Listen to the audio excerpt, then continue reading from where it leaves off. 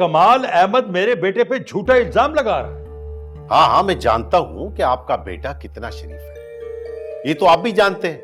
सारे मोहल्ले में शानी की शराफत के किस्से कितने मशहूर हैं।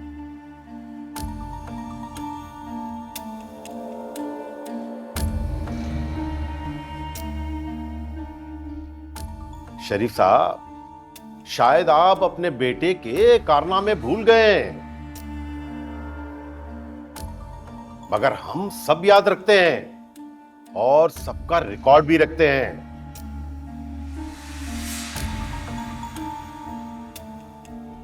शानी ने हर एक की नाक में दम कर रखा हुआ था। हर बंदा बेजार था उससे। मोहल्ले का बदमाश है आपका लड़का। हर एक को मारना पीटना डराना धमकाना क्या कुछ नहीं किया है शानी ने। जब वो बदमाशी कर रहा था उस वक्त आपने उसे गिरफ्तार क्यों नहीं किया? जब वो सुधर रहा है तो आपने उसे लॉकअप में बंद कर दिया, और वो भी उस जुर्म में जो उसने किया ही नहीं।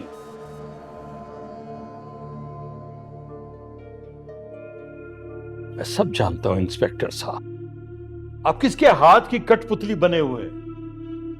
आप ये सब कमाल अहमद के कहने पर कर रहे हैं। देखिए, हम सिर्फ अपना काम कर रहे हैं, इससे ज्यादा और कुछ नहीं। अगर किसी ने भी हमारे काम में मुदाखलत की तो अच्छा नहीं होगा। शानी के साथ साथ मैं उसे भी लॉकअप में बंद कर दूंगा। उम्र का भी लिहाज नहीं करूंगा मैं, समझे? इंस्पेक्टर साहब, क्यों आप अपनी आखिरत बर्बाद कर रहे हैं? जब एक बंदा सुधर गया है और उसने बुराई के तमाम रास्ते छोड़ दिए हैं, तो फिर आखिर आप लोग क्यों उसका माजी कुरेद कर उस पर तुहमत और इल्जाम तराशी के दरपे हैं? ऐसा मत करें इंस्पेक्टर साहब। जो गुनाह उसने किया ही नहीं उस पर आप उसे कैसे पकड़ सकते हैं? इमाम साहब, आप एक इज्जतदार आदमी, बेहतर होगा कि आप इन सारे मामला से दूर रहें तो आपके लिए बेहतर है। मुझे तो ये समझ में नहीं आ रहा कि शानी जैसे गुंडे बदमाश की जमानत देने के लिए आप कैसे आ गए?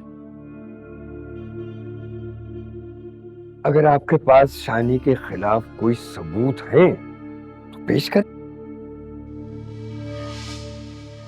देखिए, गवाह और सबूत अदालत में जज के सामने पेश किए जाएंगे, आप दोनों के सामने नहीं। आप लोग मेरा और अपना वक्त जाया ना करें और चलते बने यहां से। चाहिए जाइए। सर, डीएसपी साहब आए हैं। डीएसपी साहब हैं इस वक्त? चलिए जाइए, आप लोग भी जाइए, जल्दी कीजिए, चलिए। डीएसपी साहब कहां से आ गए इस वक्त?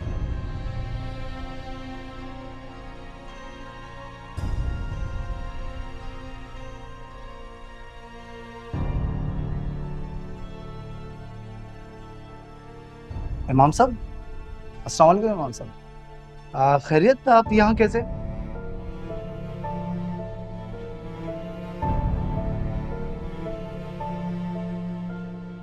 वालेकुम अस्सलाम। भाई माजरत, मैंने आपको पहचाना नहीं। अरे इमाम साहब, मैं जमाल। जब हम हैदराबाद में रहते थे तो मैंने आपके ही मदरसे से पढ़ा है। आप उस्ताद हैं मेरे। हुक्म करें, आपको यहाँ कैसे आना हुआ?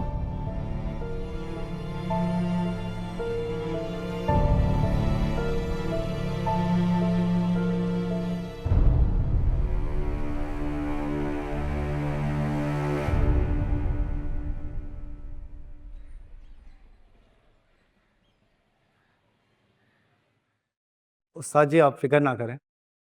वो लड़का अगर आपका तालिब इल्म है तो हमारे लिए काबिल एहतराम है। इस केस की मैं खुद तफ्तीश करूंगा। शानी के साथ कोई जाती नहीं होगी। और शरीफ साहब, आप शानी को भी अपने साथ लेके जा सकते हैं। कुछ कानूनी कार्रवाई करनी होगी। चले, मैं वो खुद देख लूंगा। अब आपको कोई तंग नहीं करेगा।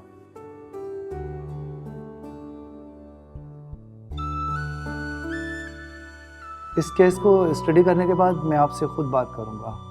आपको दोबारा थाने आने की ज़रूरत नहीं है। जी जी। और हाँ, मैं आपको एक वकील का नंबर दे रहा हूँ, आप उससे मिलें, बात करें। वो इस केस को डील करेगा और खर्चे की कोई फिक्र नहीं कीजिएगा, वो सब मैं देख लूँगा।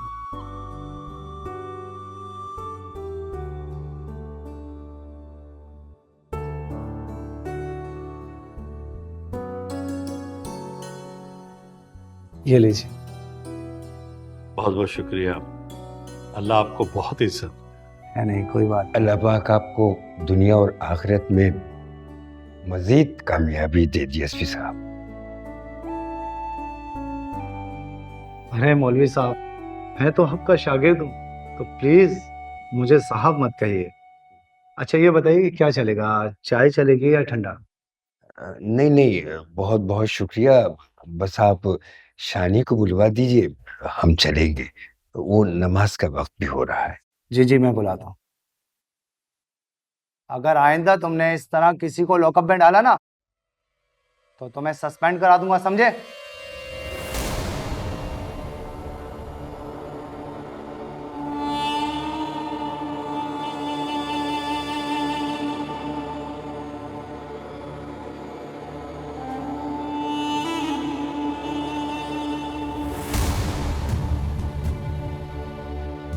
जाओ, जाके शानी को लेकर आओ।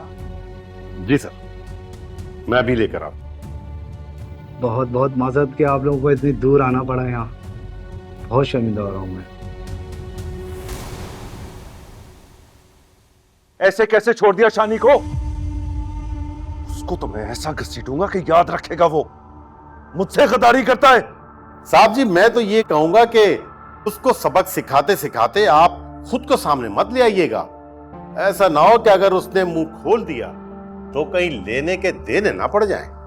तुम मुझे सिखाओगे मुझे क्या करना है और क्या नहीं? ना ना साहब जी, आप हमारे माई बाप, हमारी इतनी मजाल। अरे हम तो सिर्फ आपको आने वाले वक्त की खबर दे रहे थे।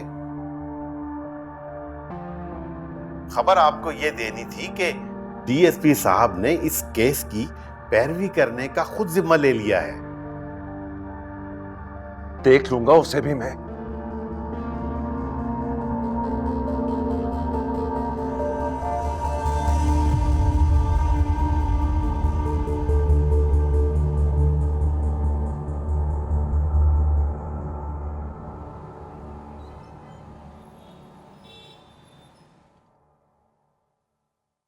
कौन?